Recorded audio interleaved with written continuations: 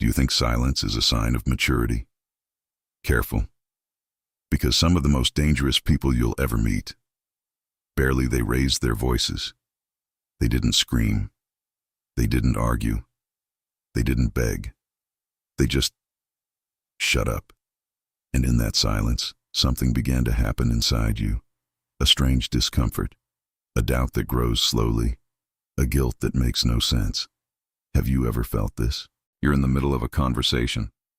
Something was unresolved. You try to understand. Question. C explains. And on the other side, nothing. No clear answer, no emotional reaction, just a cold, firm, apparently mature silence. But let me ask you something that almost no one asks. What if this silence is not maturity? What if it's control? There is a brutal difference between someone who chooses silence so as not to hurt, and someone who uses silence to hurt without leaving visible marks. The first person moves away so as not to make the situation worse. The second moves away so that you feel her absence as punishment. It's subtle, it's elegant, and it is extremely effective, because silence creates a void. And human beings are terrified of emotional emptiness. Our brain interprets exclusion as threat. When someone calculatedly ignores us, our nervous system goes on alert. It's not drama, it's biology. Now think with me, if silence were just maturity, it would bring peace. But in certain cases it brings anxiety, voltage, a tightness in the chest that has no name.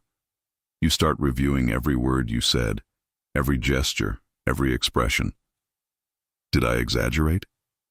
Was I insensitive? Did I screw up? Do you understand what happened? No shouting, without accusing, no confrontation. The other person has transferred the entire emotional burden to you. And the most disturbing thing is that on the outside, she seems balanced, calm, controlled, evolved. But inside, he may be carrying out something much more strategic. Silence can be an invisible stage of power. It creates hierarchy. People who talk too much seem unstable. Those who remain silent seem superior. You start running after someone who doesn't move, and when you chase after, you are already at a disadvantage. This does not mean that all silence is manipulation. Sometimes keeping quiet is wisdom. Sometimes it is genuine maturity. Sometimes it's healthy self-regulation. But there is a specific type of silence that does not seek balance. Domain search. And the difference is not in the absence of words, it's in the intention behind it. Maybe you've already experienced this. Maybe I'm living now. Maybe you're trying. Convince yourself that it's just the person's way. But let me tease you with something uncomfortable. If silence was healthy, why does it make you so insecure? This question is uncomfortable because it breaks a comfortable narrative. The narrative that whoever speaking less is automatically wiser. Not always. Sometimes silence is not maturity, it's strategy. And when you understand this, something changes inside you. Because the problem was never the lack of words. It was the invisible game that was being played while you tried to keep the peace. And this game is much more common than you might think. If you want to understand how it works, really, stay with me. Because what comes now could change the way you see people apparently calm forever. There is something almost sacred about the image of the calm person. The one who doesn't react. That doesn't exalt itself. That keeps the tone stable while the other becomes disorganized. Society admires this. We have been taught to admire this. From an early age we hear that those who speak loudly lose their reason, that the most mature is the one who control, that silence is a sign of evolution, and in many cases it is. But this is where the confusion begins, because emotional maturity is not the absence of response. It is conscious presence. It's knowing speak at the right time, know how to pause when necessary, and above all, know how to return to resolve. Healthy silence is temporary. He organizes, he prepares. It protects the relationship. Manipulative silence is different. He doesn't organize, it destabilizes. He doesn't protect the relationship. It tests how much you can take. Pay attention to this. When someone uses silence as maturity, there is coherence between behavior and intention. The person may even walk away for a while, but make the reason clear. I need of a moment. Let's talk later. There is emotional responsibility. Now look at the other scenario. The person closes down. Add emotionally. Respond with monosyllables. Avoid eye contact. And when you ask what's going on, the answer is vague. Nothing. Everything is fine. You're exaggerating. But it's not okay. You feel it. And here a silent shift of power takes place. As you try to clarify, she maintains her poise. You seem insistent, too sensitive, dramatic. Suddenly you are the problem. Do you notice the inversion? The seed lenience stops being the absence of conflict and becomes an instrument of psychological confusion. And there is something even more disturbing. Some people have learned that appearing calm is a form of moral superiority. They understood that whoever controls the reaction controls the narrative. So they don't explode. They freeze. And this freezing creates an almost invisible tension field. There is no screaming. There is no explicit aggressions. But there's a constant feeling that you're stepping on unstable ground. You begin to moderate your tone, choosing words with excessive care, avoiding themes. And all of this happens without anyone imposing clear rules. Silence does this work alone. Now I want you to look at something with brutal honesty. Have you ever felt small around someone who seemed overly calm? Have you ever had the feeling that any emotion you had was seen as weakness? Because when calm becomes a tool for comparison, it stops being maturity. She becomes a mask, and behind some very serene masks, there is calculation. No explosion. Calculation. And that's exactly where the story starts to get deeper. There is a type of silence that does not seek peace. He seeks reaction. It is known in psychology as the silent treatment. But the technical name does not reveal the real impact it makes. Because in practice, it's not just someone who stops talking. It is someone who withdraws presence. And for the human brain, withdrawal of presence is a threat. Neuroscience research shows that social exclusion activates brain areas associated with physical pain. It's not a metaphor. The brain reacts to rejection as it does to a real hurt. Now think about the scale of this. When someone deliberately chooses to ignore you, they are not just avoiding conflict. You are activating, consciously or unconsciously, a primitive fear system, the fear of be abandoned. And this fear is old, deep, biological. Punitive silence works because it affects belonging. He says without saying, "You're out. You lost access.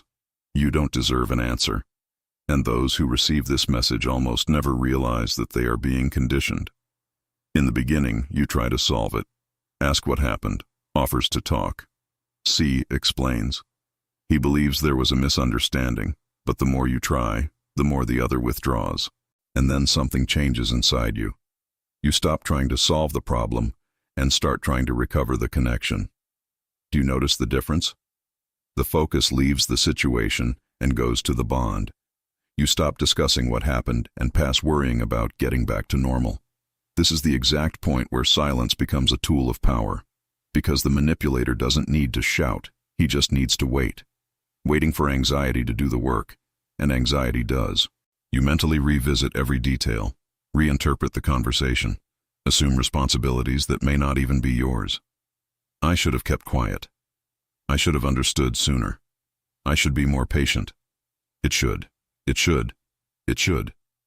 Meanwhile, the other maintains a neutral stance, almost impassive. And here comes something disturbing. Punitive silence creates intermittent reinforcement. It works like this.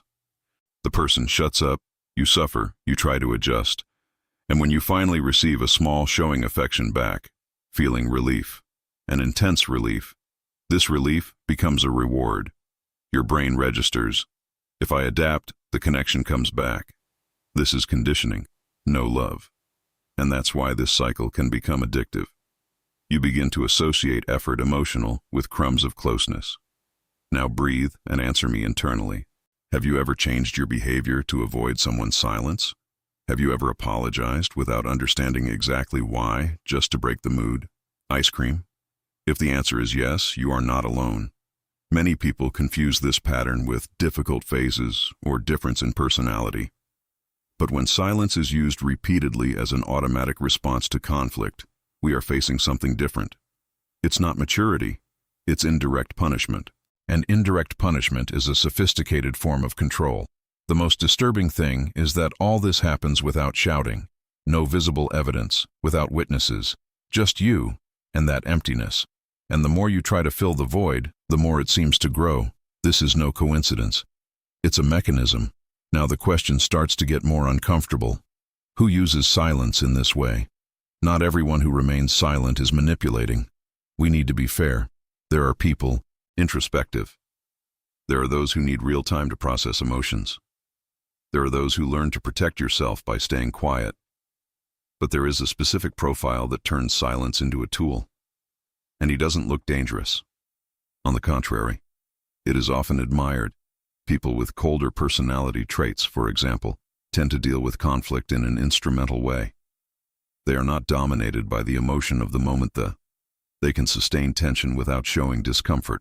This, in itself, is not psychopathy. But at higher levels of functional psychopathic traits, something changes.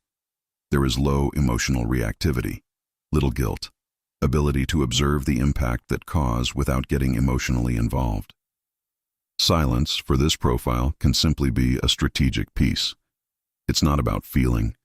It's about getting the upper hand. There is also vulnerable narcissism. Unlike the grandiose narcissist who explodes and imposes, the vulnerable reacts with punitive withdrawal. He closes himself off, pretends misunderstood. He creates emotional distance as a way of punishing those who frustrated him. There is no screaming. There is ice, and ice communicates moral superiority. I will not sink to your level. I don't need to react. But behind this posture, there may be resentment, a need for control, and an extreme sensitivity to criticism. Now comes an uncomfortable question. Have you ever confused coldness with strength? Have you ever admired someone for not being shaken, when in fact they simply didn't? Did you connect emotionally? The difference is subtle. True maturity involves empathy. Even when someone walks away regularly, there is concern about the impact of this on others. There is a return. There is conversation. There is responsibility. In manipulative silence, there is no such bridge. There is calculated distance, and this creates a silent imbalance in the relationship. Those who have less tolerance for abandonment suffer more. Those who fear losing give in more. Who values the bond runs after it. Those who use silence as a weapon know this. Maybe not in technical terms, maybe not in a conscious and planned way, but realize intuitively that absence generates movement in the other. And when someone learns that they can control the environment just by removing their presence, it is difficult to abandon this strategy. This does not automatically turn the person into an absolute villain. The human mind is complex. Dark traits exist to varying degrees. We all have shadows, but ignoring these standards for fear of appearing dramatic is putting yourself at risk. Emotional. Silence can be maturity, or it could be one of the more discreet forms of psychological domination. The real question is not who is silent. That's why he's silent. And most importantly, what happens to you when that happens? At first, you don't realize you're changing. It seems like something small. You start to measure words better, avoid certain topics, choose the right moment to speak, adjusts the tone. This all sounds like maturity on your part, but it's not quite like that. When silence becomes a recurring punishment, something starts to happen inside. You let from acting spontaneously to acting with constant caution. Caution not to preserve respect. Be careful to avoid abandonment. And that is exhausting. The mind goes into a state of subtle alertness. You learn to identify micro-signs, the look different, the longer response time, the change in the way you type messages. You begin to anticipate the silence before it happens. And when he comes, you're already prepared to blame yourself. This is the most delicate point, because the victim rarely sees himself as a victim. She sees herself as someone trying to improve. I just need to be more understanding. I just need to not provoke. I just need to understand her way. Only. That word is dangerous. Meanwhile, the pattern repeats itself. Silence, anxiety, repair attempt, small reconciliation, relief. This relief is powerful. It creates an intense emotional release. The body relaxes. The fear decreases. The connection returns, even if superficially. This is where the intermittent booster mechanism comes in. Stable relationships offer predictability. You know that even in conflict, there is dialogue. There is a return. There is a secure base. In intermittent reinforcement, no. Sometimes you receive affection. Sometimes gets ice. There is no clear pattern. And this unpredictability makes the bond more addictive. The brain starts looking for the next reward, the next normality, the next moment when everything seems fine again. And the rarer it is, the more valuable it seems. Have you ever noticed how some people become even more attached after periods of coldness from your partner? It is not intensified love. It's the nervous system trying to regain stability. And as you try to regain stability, you give up small parts of yourself. Opinions are softened. Limits are relaxed. Needs are minimized. Without realizing it, you start to take up less space. Because taking up space can cause silence, and silence hurts. Maybe you never named it. Maybe you thought it was just a difficult phase. Maybe you compared yourself to couples who looked worse and thought, it's not that bad, like this. But let me tell you a micro-revelation that changes everything. It is not the volume of conflict that defines toxicity. It is the invisible pattern of power. If someone can change their behavior into just removing presence, there is a structural imbalance there. And prolonged imbalances generate emotional dependence. You are not weak. You are conditioned. And the longer this cycle lasts, the harder it becomes to distinguish love from relief. That's what manipulative silence does. It doesn't break you all at once. It adjusts you little by little, until you no longer know where your essence ends, and the fear of losing begins. There is a specific moment when silence stops being a reaction and becomes a strategy. It's no longer an emotional impulse. It's calculation. Those who use silence as a weapon learn something simple. Those who tolerate more tension control the game. If I remain silent and you can't stand the emptiness, you will speak, will explain, go ask, go give in. I didn't need to raise my voice. I just needed to wait. This is the invisible power game. It doesn't happen on the surface. It happens in the emotional field.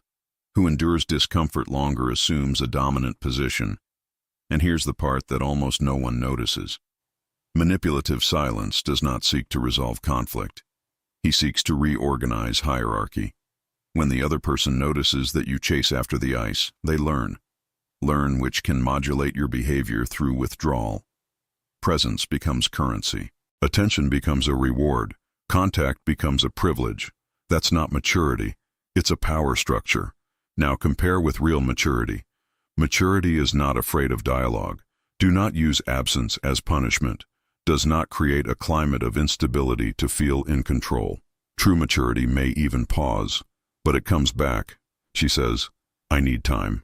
She says, it affected me. She says, let's figure it out. Strategic silence says nothing. He watches you struggle. It measures how much you can handle. And when you finally adapt, it offers a crumb of normalcy. Just enough to keep you within the bond. Hard sentence now. Whoever controls the distance controls the relationship. If someone decides when there is proximity and when there is ice, without clear dialogue, this person is setting the rules. And you're playing a game whose rules you don't know. Maybe you are noticing something uncomfortable right now. Maybe it is, remembering unfinished conversations, of messages viewed and not responded to, from entire days of silence after a small conflict. Ask yourself this question honestly. Did this pause bring clarity, or did it bring fear? Did it bring understanding, or did it bring insecurity? Because there is a huge difference between regulatory silence and dominating silence. The regulator protects the bond. The dominant tests your emotional submission.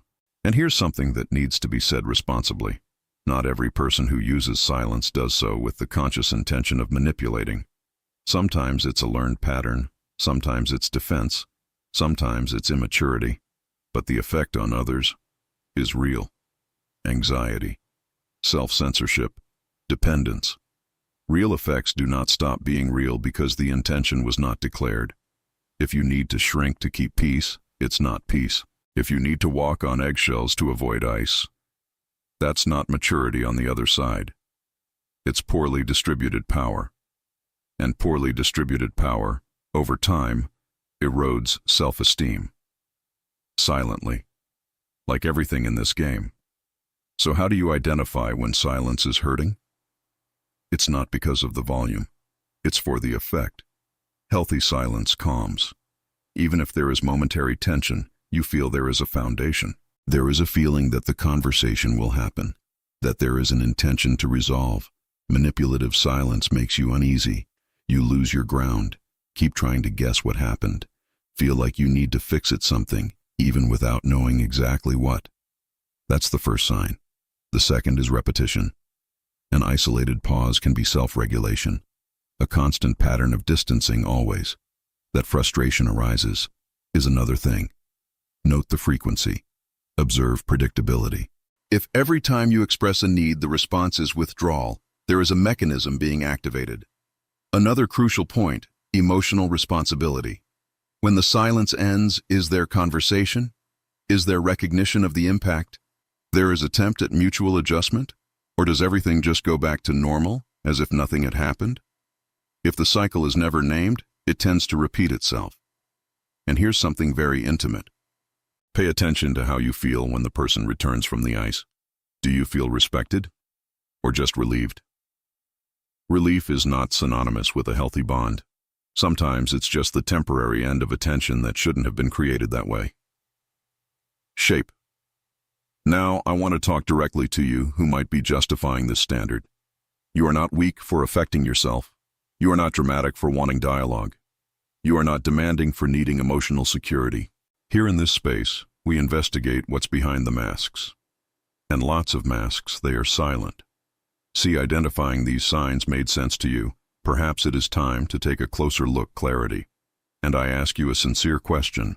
Does this silence build the relationship, or does it keep you in alert status? Answer this for yourself before ignoring again. Because awareness is the first step to breaking any invisible game. There is something liberating and scary about realizing that silence can be a weapon. Liberating because you start to see the pattern. Scary because it changes the way you need to position yourself. When you identify that silence is being used as punishment, the first reaction. It's usually about trying to talk more, explain better, show extra maturity. But there is a point where over-explaining fuels the game. If someone uses absence to provoke movement in you, each desperate movement confirms that the strategy works. So what to do? First, don't compete on coolness. Turning into ice to prove strength only creates two walls in the relationship. Second, name the pattern. Calmly. No attack. No theatrical accusation. Something simple and firm. When you completely close yourself off, I feel removed. I prefer, let us talk, even if it's difficult. Anyone who is willing to be truly mature will listen. It may not change right away, but it recognizes the impact. Those trapped in the power game tend to react with disqualification. You are exaggerating. That's all in your head. I was just quiet. And here is the decisive line. If, when trying to dialogue, you are systematically invalidated, the problem is not communication. It is relational structure. You don't control the other person's behavior, but it controls your participation in the cycle. If silence is used to test your emotional submission, the only way to break the default is not to submit to the fear it provokes. This does not mean ignore. It means maintaining internal stability. If the person walks away without explanation, you don't need to chase it to restore the balance immediately. You can maintain your posture. You can respect your own time. You can wait for the conversation instead of begging for it. At first, this is scary, because you have been conditioned to associate distance with loss. But here's an uncomfortable truth. Those who only remain when you shrink are not remaining by connection. It is remaining under control. And control does not support healthy intimacy. Perhaps you are now realizing that certain relationships in your life have been shaped by this silent game. Perhaps you are recognizing old, even familiar patterns. This is no reason to blame. It's a reason to be aware. We are not here to demonize silence. We are here to distinguish maturity of manipulation. And if this content has opened your eyes in any way, share it with someone who might be trapped in that same invisible cycle. Sometimes awareness comes first to you, and then reach someone else. Before I close, I want you to respond in the comments. Honestly, have you ever confused silence with emotional superiority? Your experience can help other people who are still trying to understand what they feel. And if this topic made you see something you were ignoring, stay tuned. Because in this space we do not seek easy comfort. We investigate the human mind in its most raw. Not all silence is maturity. Some are tests, some are games, and some reveal exactly who is afraid of losing control. Learn to observe, because whoever understands the game is no longer a player. And when you stop being a piece, silence loses its power.